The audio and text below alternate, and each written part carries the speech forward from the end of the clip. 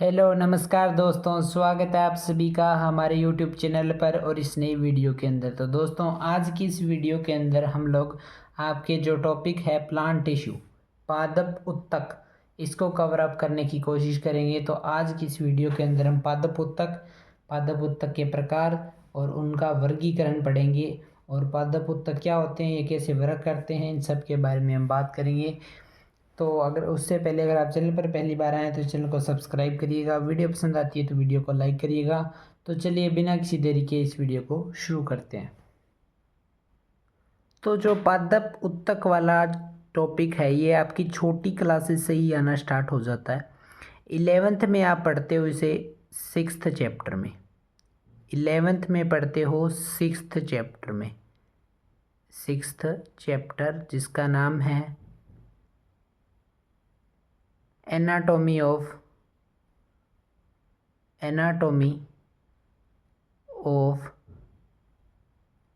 Flowering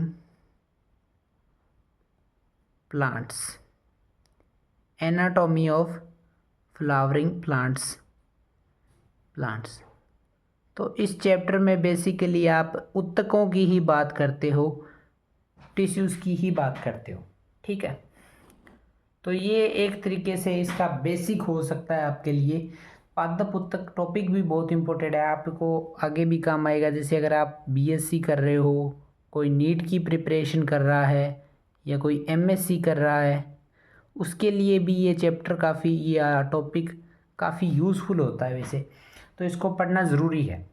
तो हम आज की इस वीडियो के अंदर पादप उत्तक को स्टार्ट करेंगे और हो सकता है अगली 2-3 वीडियो या 3-4 वीडियो के अंदर हम इसे कंप्लीट कर लें।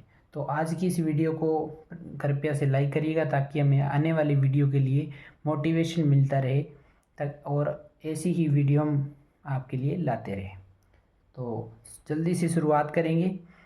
तो जो 11th में पढ़ रहे हैं वो भी देख सकते हैं, और जिनके 10th या 9th में ये चैप्टर है वो भी देख सकते हैं। जो बीएससी कर रहा है, नीट कर रहा है, एमएससी कर रहा है, वो भी ये देख सकते हैं। काफ़ी यूज़फुल वीडियो उनके लिए ये हो सकती है। बिल्कुल बेसिक बातें मैं आपको बताऊंगा, ठीक है। तो चलिए बिना किसी टाइम वेस्ट के इस वीडियो को स्टार्ट करेंगे। तो पादप उत्तक होता क्या है, सबसे पहले इस चीज़ की मैं बात करता हूँ।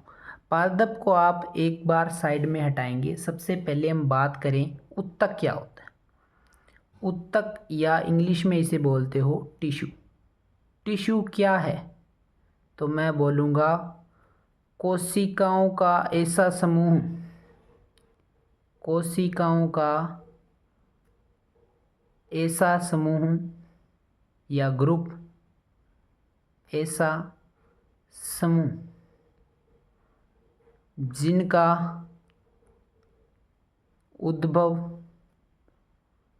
उद्भव मतलब ओरिजिन को मान, जो संरचना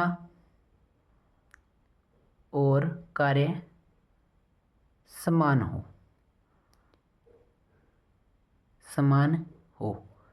मतलब कोशिकाओं का ऐसा समूह जिनकी संरचना या जिनका उद्भव और जिनके कार्य समान हो, क्या कहलाते हैं, पादप उत्तक कहलाते हैं। और पादप में ये उत्तक क्या कहलाते हैं, पादप उत्तक कहलाते हैं, ठीक है। पादप उत्तक पादपों में पाए जाने के कारण ये क्या कहते हैं, पादप उत्तक कहते हैं। लेकिन हम जो ये चैप्टर पढ़ते हैं basically anatomy of flowering plants, तो फ्लावरिंग प्लांट्स आ गया, मतलब हम यहाँ पर बात करेंगे आपके एंजियोस्पर्म प्लांट की। एंजियोस्पर्म प्लांट की, एंजियोस्पर्म या इन्हें इंग्लिश में बोलते हो आवर्तबीजी पादप, या इन्हें एक और नाम से भी जाना जाता है। क्या नाम है, पुष्पी पादप। क्या नाम है, पुष्पी पादप। इन्हें हम पुष्पी पादप के नाम से भी जानते हैं, फ्लावरिंग प्लांट के नाम से भी जानते हैं। तो हम प्लांट टिश्यू की बात सिर्फ आवर्तबीजी के केस में करने वाले हैं। तो औरों में भी उत्तक पाए जाते हैं, लेकिन वो उनमें समान से ही होते हैं पेड़ पौधों में। तो हम आवर्तबीजी को ही आधार बनाकर ये टॉपिक पढ़ने वाले हैं। तो उत्तक हमने पढ़ लिया, उत्तक क्या होता है अब आगे देखते हैं। अब मैंने आपको बताया कि कोशिकाओं का ऐसा समूह जिनका उद्भव, संरचना और कार्य समान हो, क्या कहलाते हैं? उत्तक कहलाते हैं। ठीक है, तो आपने यहाँ पर एक वर्ड यूज़ किया सेल्स या कोशिका। अब आप देखोगे कि कोशिकाएं दो प्रकार की हो सकती हैं, कोशिकाएं दो प्रकार की हो सकती है, ऐसे ही बता रहा हूँ। एक ऐसी कोशिकाएं होगी जो विभाजनशील होगी, ठीक है, जिनमें विभाजन होगा, ठीक है, यानी जो विभाजन करेगी, ठीक है, और एक होगी अविभाजनशील, यानी जिनमें विभाजन नहीं होगा। ठीक है, दो प्रकार की हो सकती है, या तो विभाजन करेगी या वो विभाजन नहीं करेगी। इसी तरह उत्तक भी दो प्रकार के होते हैं। उत्तक क्या होते हैं? दो प्रकार के होते हैं बेसिकली। एक उत्तक होता है आपका विभज्योतकी उत्तक। कौन सा उत्तक? विभज्योतकी उत्तक। और एक होता है स्थायी उत्तक। क्या होता है? स्थायी उत्तक। ठीक है, तो पहले बात करते हैं विभज्योतकी उत्तक। तो मैंने आपको नाम से बता दिया कि इसकी कोशिकाएं क्या करेगी? विभाजन करेगी। तो विभज्योतकी उत्तक क्या करता है? विभाजन करता है। तो अब पादप के केस में से कैसे पढ़ते हैं तो देखिए। तो पादपों की जो शाखाएं होती है, पादपों की शाखाएं यानी ब्रांचेस ऑफ प्लांट, पादपों की जो शाखाएं होती है, ब्रांचेस ऑफ प्लांट्स, या फिर पादपों का जो ऊपरी बिंदु होता है, का ऊपरी बिंदु यानी वायवीय भाग, ऊपरी बिंदु, वो क्या करता है? विभाजनशील होता है या विभाजन करता है? वो क्या करता है? विभाजन करता है या विभाजन करने में सक्षम होता है। और जो शाखाएं होती हैं, अब मैं आपको बता देता हूँ, जो शाखाओं पर एक बिंदु होता है जिसे बोला जाता है वृद्धि बिंदु। वृद्धि बिंदु। अब इस वृद्धि बिंदु या ग्रोथ पॉइंट जिसे बोला जाता है, इसकी जो कोशिकाएं होती है या इसकी जो सेल होती हैं, इसकी कोशिकाएं या इसकी जो सेल होती हैं, वो क्या करती है? विभाजन करती है। वो क्या करती है? डिवीज़न, विभाजन करती है। ठीक है, तो विभज्योतकी क्षेत्र जो होता है वो कौन सा क्षेत्र होता है? विभज्योतकी क्षेत्र कौन सा होता है? ये वृद्धि बिंदु होता है, क्योंकि यहाँ की कोशिकाएं क्या कर रही है?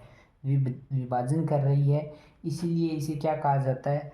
विभज्योतकी बिंदु या वृद्धि बिंदु के नाम से जाना जाता है, क्योंकि यहाँ की शाखाओं की जो बिंदु है, शाखाओं का जो शीर्ष है, वहाँ पर की कोशिकाएं क्या कर रही है? विभाजन, डिवीज़न या विभाजन कर रही है, इसलिए इसे क्या कहा जाता है? वृद्धि बिंदु कहा जाता है। ठीक है, अब हमारा अगला टॉपिक है विभज्योतकी उत्तक के मुख्य लक्षण। तो हम विभज्योतकी उत्तक के मुख्य लक्षणों के बारे में आइए बात करते हैं। तो विभज्योतकी उत्तक जो होता है उसके लक्षण क्या होते हैं?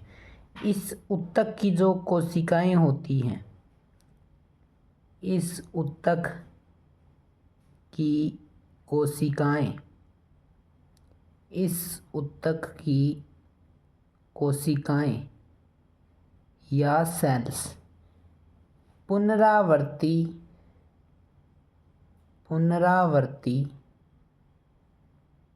समसूत्री,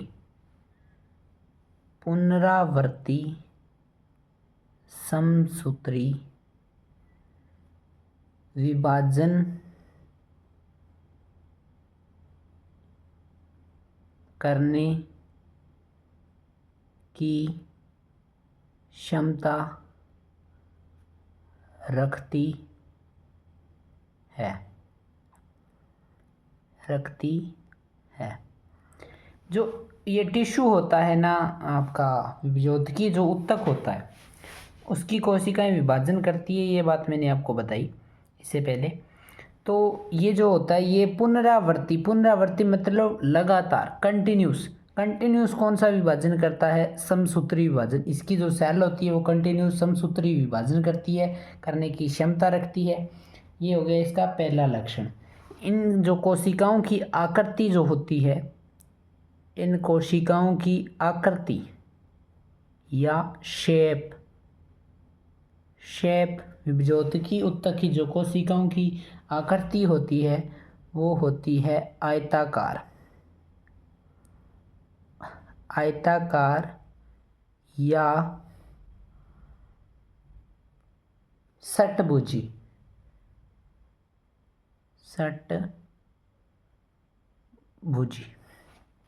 ये इनकी आकृति होती है। आयताकार कुछ इस तरह से हो गई, या तो इस तरह से होगी, या षटभुजी होगी। षटभुजी मतलब 6 भुजाएं होंगी आकृति के अंदर। ठीक है, अब बात करेंगे हम तीसरे मुख्य लक्षण की भी। और क्या क्षमता रखती है इसकी कोशिकाएं? इनकी जो कोशिका भित्ति होती है, की जो कोशिकाएं होती है, उन कोशिकाओं की कोशिका भित्ति होगी, यानी क्या होगी? Cell wall. इंग्लिश में क्या बोलेंगे? Cell wall. जो सेल वॉल होगी वो क्या करेगी? किसकी बनी होती है? पहले तो सेल्यूलोज की बनी होती है। किसकी बनी होती है? सेल्यूलोज की बनी होती है। पहली बात तो हो गई ये भी। इसकी जो कोशिका भित्ति होगी, कोशिकाओं की जो कोशिका भित्ति होगी इस ऊतक की, वो सेल्यूलोज की बनी होती है। और क्या होती है?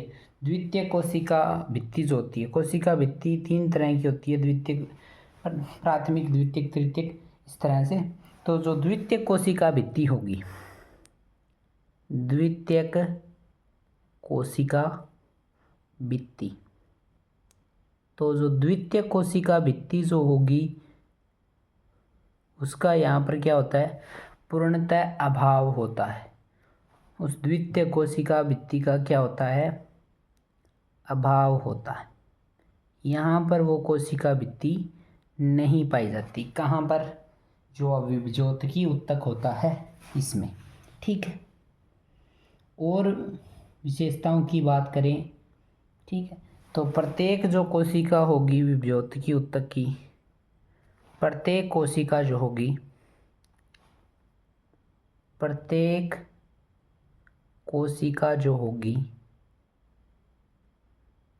प्रत्येक कोशिका या प्रत्येक सेल में एक बड़ा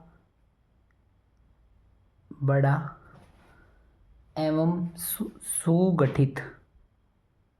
सुगठित केंद्रक होता है। मतलब मेन बात यही कही है कि ये जो कोशिका होती है या ये ऊतक जो होता है उसकी प्रत्येक कोशिका में एक बड़ी यानी बिग सुगठित केंद्रक होता है। कोशिका क्या होती है? न्यूक्लियस पाया जाता है सेल के अंदर। ये बात मैंने कही। ये हो गए आपके विभज्योतकी ऊतक के मुख्य लक्षण। अब हम बात करेंगे ऊतकों का वर्गीकरण। तो हमने विभज्योतकी ऊतक पढ़ा। ऊतक 2 तरह के थे, विभज्योतकी ऊतक, स्थायी ऊतक। अब विभज्योतकी ऊतक भी बहुत प्रकार का होता है, स्थायी ऊतक भी बहुत प्रकार का होता है। तो एक चार्ट बनाते हैं, उससे हमें पता चल जाएगा कि हमें कौन कौन से ऊतक पढ़ने हैं, कौन कौन से टॉपिक पढ़ने हैं, इसका पूरा हमें पता चल जाएगा। तो ऊतकों का वर्गीकरण एक चार्ट बनाइएगा आप अपनी कॉपी में। तो ये देखिए आप, पादप ऊतक के अंदर हम लोगों ने पढ़ा विभज्योतकी ऊतक। विभज्योतकी ऊतक जो होता है वो मेनली कार्य के आधार पर 3 प्रकार का होता है: प्राक विभज्योतक, प्राथमिक विभज्योतक और द्वितीयक विभज्योतक। इसी तरह से स्थायी ऊतक जो होता है वो सरल, जटिल और विशिष्ट।